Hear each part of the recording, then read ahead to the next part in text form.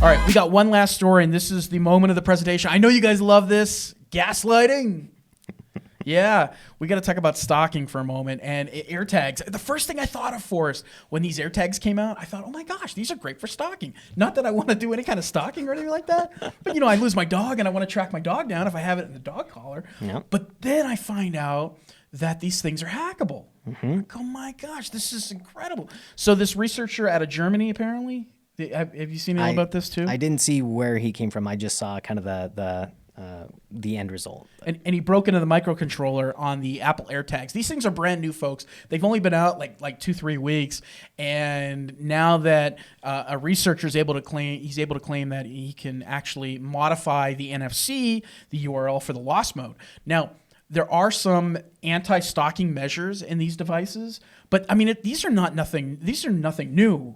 These kind of like tools have been around a while. Yeah. You've had like your little, keychain tile or whatever. Those have been around for a bit. There's been other, various stalky devices that try and record GPS over time, sorts of things. But I think the biggest thing here was, this was something that's off the shelf. Yeah. And Apple did try to implement some countermeasures. If you have an Apple phone, it will send a notification saying, "Hey, there's been this AirTag that's been near you, for like 3 days or something." So it's it only works on an Apple phone. Exactly. That's the problem. Yeah. Forrest. So anybody that doesn't have an iPhone is kind of out of luck at that point. Or imagine if you had the volume turned down and you didn't hear the chirp.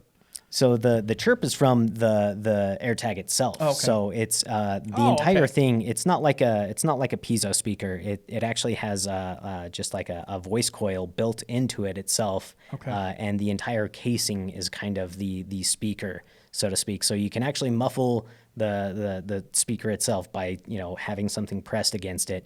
Alternatively, it looks like to hack it to the level that this German guy did, you actually have to take it apart. At that point, if you're taking apart the device, you could just sever the voice coil copper traces, and it will no longer be transmitting and making a noise. So I think there's some interesting countermeasures to that.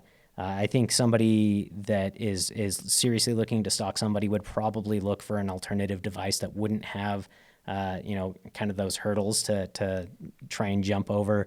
And ultimately, even if you are being targeted by one of these modified devices, you can still find it with like an RF sniffer. Yeah. So you can use that to find any kind of GPS, Wi-Fi, Bluetooth, NFC, any of those kind of devices that are going to be responding to RF. Which I'm fascinated by these devices, and I'm fascinated that you could be in a mall or in a bar, wherever you're at, and somebody slips one of these little devices, tracking devices, into your bag or attaches it to your car, and who knows what they can do with this kind of data. So Apple has some explaining to do, definitely on this thing, and we'll keep you posted as the story changes and evolves. So.